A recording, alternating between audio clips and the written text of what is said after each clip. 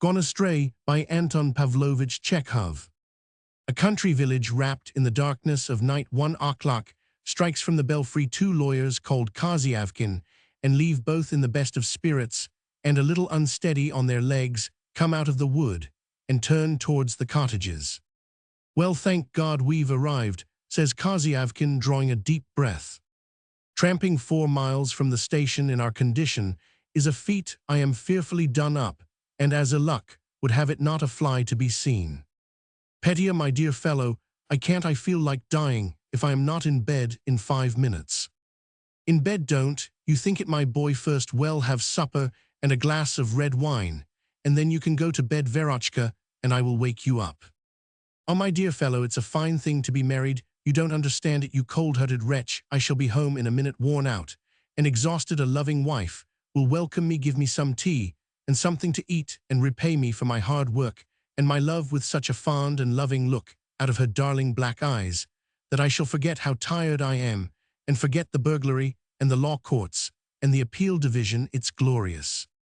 Yes, I say, I feel as though my legs were dropping off. I can scarcely get along. I am frightfully thirsty." Well, here we are at home. The friends go up to one of the cottages and stand still under the nearest window. "It's a jolly cottage," said Kozyavkin. "You will see tomorrow what views we have. There's no light in the windows. Verochka must have gone to bed. Then she must have got tired of sitting up. She's in bed, and must be worrying at my not having turned up." He pushes the window with his stick, and it opens. Plucky girl, she goes to bed without. Bolting the window, he takes off his cape and flings it with his portfolio in at the window. "I am hot. Let us strike up a serenade and make her laugh." He sings. The moon floats in the midnight sky, faintly stir. The tender breezes faintly rustle in the treetops. "Sing, sing, Alyosha, Verochka, shall we sing you Schubert's serenade?" he sings. His performance is cut short by a sudden fit of coughing. "Tifu. Verochka, tell Aksinya to unlock the gate for us." A pause. "Verochka, don't be lazy, get up, darling." He stands on a stone and looks in at the window. "Verochka, my dumpling, Verochka, my poppet, my little angel, my wife beyond compare, get up and tell Aksinya to unlock the gate for us. You are not asleep, you know, little wife. We are really so done up and exhausted that we're not in the mood for jokes. We've trudged all the way from the station. Don't you hear? Ah, hang it all." He makes an effort to climb up to the window and falls down. "You know, this isn't a nice trick to play on a visitor. I see you are just as great a schoolgirl as ever. Vera, you are always up to mischief." "Perhaps Vera Stepanovna is asleep," says Lev. "She isn't asleep. I bet she wants me to make an outcry and wake up the whole neighborhood. I am beginning to get cross, Vera. Och, damn it all. Give me a leg up, Alyosha. I'll get in. You are a naughty girl, nothing but a regular schoolgirl. Give me a hoist." Puffing and panting, Lev gives him a leg up, and Kozyavkin climbs in at the window and vanishes into the darkness within. Vera Lev hears a minute later, "Where are you, damnation?" "Tifu, I've put my hand into something, Tifu." There is a rustling sound, a flapping of wings, and the desperate cackling of a fowl. "A nice state of things," Lev hears. "Vera, where on earth did these chickens come from? Why the devil, there's no end of them. There's a basket with a turkey in it. It pecks the nasty creature." 2 hens fly out of the window, and cackling at the top of their voices flutter down the village street. "Alyosha, we've made a mistake," says Kozyavkin in a lachrymose voice. "There are a lot of hens here. I must have mistaken the house. Confound you, you are all over the place, you cursed brutes. Well then, make haste and come down. Do you hear? I am dying of thirst. In a minute I am looking for my cape and portfolio. Light a match." "The matches are in the cape. I was a crazy idiot to get into this place. The cottages are exactly alike. The devil himself couldn't tell them apart in the dark. The turkeys pecked my cheek, nasty creature. Make haste and get out, or they'll think we are stealing the chickens.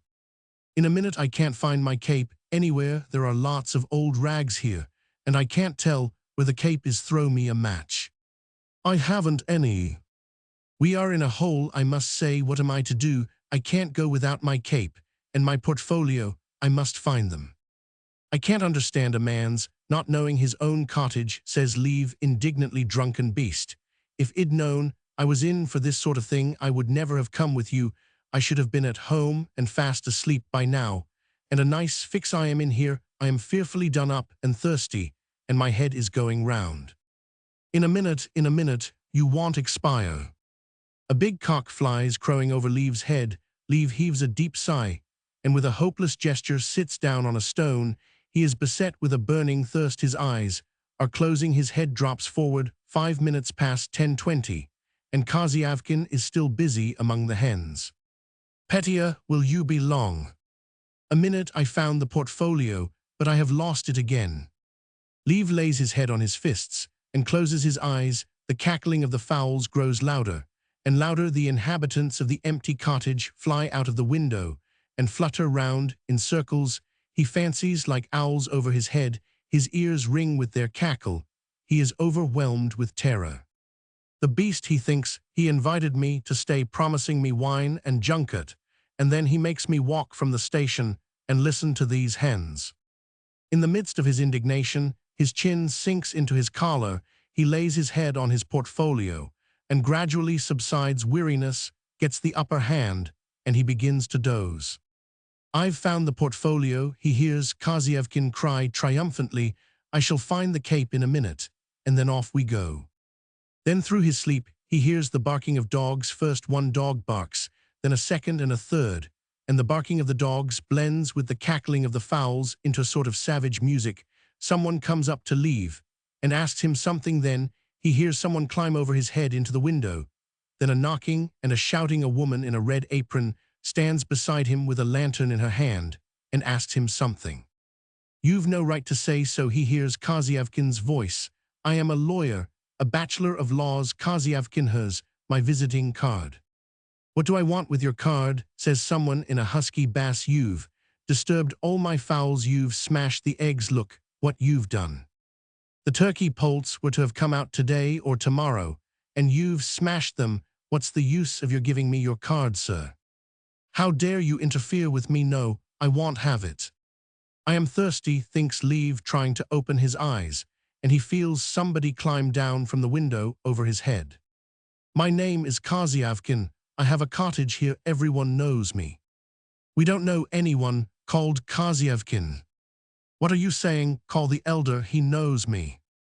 Don't get excited. The constable will be here directly. We know all the summer visitors here, but I've never seen you in my life. I've had a cottage in Rottendale for 5 years. Who do you take this for the Dale? This is Sicklistead, but Rottendale is farther to the right beyond the match factory. It's 3 miles from here. Bless my soul, then I've taken the wrong turning. The cries of men and fowls mingle with the barking of dogs, and the voice of Kazyavkin rises above the chaos of confused sounds. You shut up, I'll show you whom you have to deal with.